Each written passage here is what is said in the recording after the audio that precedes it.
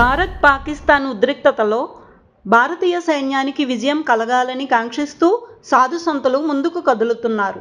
భారత సైనికుల ఆయుష్ ఆరోగ్యం కోసం శివశక్తి సాయి అనుగ్రహ పీఠంలో 1008 శివలింగాలకు అభిషేకం, 1008 ప్రక్రియలతో మహాహోమం నిర్వహించారు. ఉగ్రవాదం నశించాలని, భారతీయ సమాజం సురక్షితంగా ఉండాలని ఆకాంక్షించారు.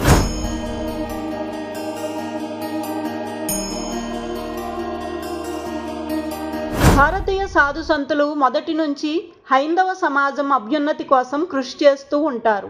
భారతీయ సైన్యం ఎప్పుడూ అగ్రస్థానంలో నిలవాలని ఆకాంక్షిస్తూ ఉంటారు. అందుచేతనే ఉద్రిక్త సమయంలో వచ్చినప్పుడు సైనిక బలగాలలో మనోధైర్యం పెంచేందుకు పూజా కార్యక్రమాలు నిర్వహిస్తుంటారు. ఆయుష్ ఆరోగ్యం పెంచేందుకు మృత్యుంజయ మంత్రం, ఆరోగ్య సిద్ధి మంత్రం జపించడం ఆనవాయితీ. ఇటువంటి వేద మంత్రాలను సంపుటీకరణ చేసి హోమం, అభిషేకం నిర్వహిస్తే మరింత గొప్ప ఫలితం వస్తుంది.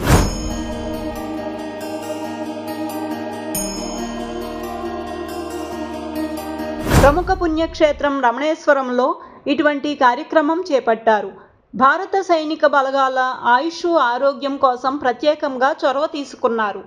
మహాపీఠాధిపతులు సిద్ధగురు రమణానంద మహర్షి స్వయంగా అభిషేకం, మహాహోమం నిర్వహించారు. మహాశక్తివంతమైన వేదమంత్రాలతో సంపుటీకరణ చేసి రోజంతా అభిషేకములు, హవనములు నిర్వహించారు.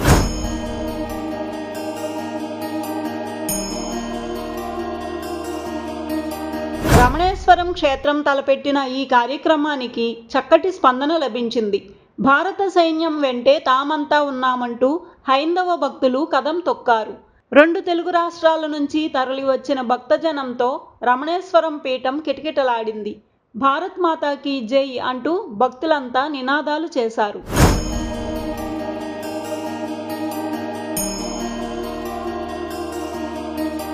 సిద్ధగురు శ్రీ రమణానంద మహర్షి పూర్తి స్థాయిలో కార్యక్రమాన్ని పర్యవేక్షించారు. ఆధ్యాత్మికంగా కాకుండా సామాజిక పరంగా కూడా శివశక్తి సాయి పీఠం చొరవ తీసుకుంటుందని మరోసారి రుజువయ్యింది. భారత్ విశ్వగురువుగా నిలవాలని, భారతీయ సైన్యం సంపూర్ణ ఆయుష్ ఆరోగ్యంతో ఉండాలని సిద్ధగురు శ్రీ రమణానంద మహర్షి ఆకాంక్షించారు. నువ్వు శత్రువులోనూ మిత్రునిలోనూ సర్వములోనూ భగవంతుని చూడు అని చెప్తుంది నమ్మక మంత్రం. మరి ఈరోజు మనం ఏం చేశాం? ఉగ్రవాదులు నాశనం కావాలి అని మనము హవనం చేశాం.